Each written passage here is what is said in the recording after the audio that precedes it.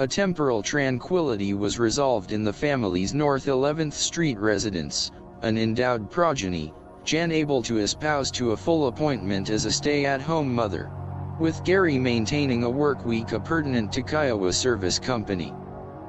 A review of his income, the minimum hourly wage having been raised but still lacking a required prerequisite, the couple looking for a means of additional financial input. Jan having discovered a hidden talent during the kindred visit to Gary's family in California, she had a habit of attesting a knitting agenda to occupy her time. Gary's mother interceding with a suggestion that crocheting was a faster and a more applicable contention, proceeding to instruct her already needle dexterity daughter-in-law the artistic composition of crochet yarn interlace. Jan proving to be a very astute study, impressing Gary's mother by immediately mastering the much faster and satisfying newfound art. The south rear entrance of the house when located on the farm was basically a screened-in porch accessing the kitchen. A place for the farming family to shed the garments of their labor before entering the house. Sometime during the past, the porch was enclosed with windows and permanent door. Its private entrance, an area ample to embrace a possible business opportunity that Jan had been considering. An in-house crochet, knitting, yarn and accessories shop. Gary being somewhat skeptical, but admitting his ignorance about the number of knitting and crochet advocates in the farming community. His first concern was making the area acceptable, but Jan was already ahead of him, having decided to approach her father asking him to apply his talent to her idea. Bud agreeing to his daughter's request, suggesting instead of horizontal and vertical shelves, the wall console would be assembled at 45-degree angles, thus enabling a more effective means of stacking the rolls of yarn. Bud setting to work making an unfinished entrance into a comprehensive small display room. The shelving installed, the room painted and made ready, entrance bricks being laid as a walk from the driveway, the only thing left was the purchasing of inventory. Gary, well aware of their financial situation, pleasantly surprised when Jan mentioned that she had already talked to Marvin Ott at the Bank of Kiowa about securing a loan for the inventory.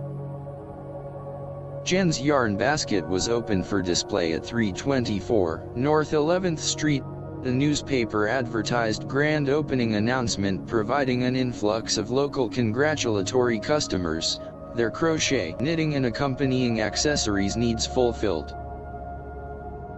The Murrow Construction Company was in an expansion mode. The building of a new shop and office was in progress. A 28 by 72-foot shop and office being constructed to adjoin the Murrow residence at 1019 Dickinson Street. Bud acquiring and introducing a new paint distributorship to the community, Porter Paint, a renowned application, catering contractor quality emulsions to prospective local and professional consumers. The small construction company with Don Palmer as foreman thriving with increasing business opportunities. Bud having bid on a major but very unusual construction project for the old Hartna Akinba Hospital that was in process of being converted into a long-term facility to include the mentally challenged and handicapped. The new ownership concern desiring to have the facility entrance remodeled to replicate the four-column entrance to the White House in the nation's capital. Gary wasn't surprised that his father-in-law would bid on such a project, as he had just completed work on another unusual undertaking. An exceeding large monolithic cross as a backdrop for the pulpit of a church in Medicine Lodge. Bud having secured the Hardner bid resolving some of the complexities of the project, especially the construction of the columns, something that wasn't a yard item at the lumber company.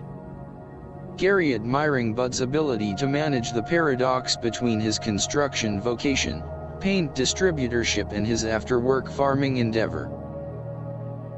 Gary was at awe with the increasing business at Kiowa Service, finding the John Deere enterprise in an amplification mode, the new assembly shop being completed, a removal of the old warehouse and loading dock, the relic of the feed grinding mill being abolished, A new metal warehouse application constructed.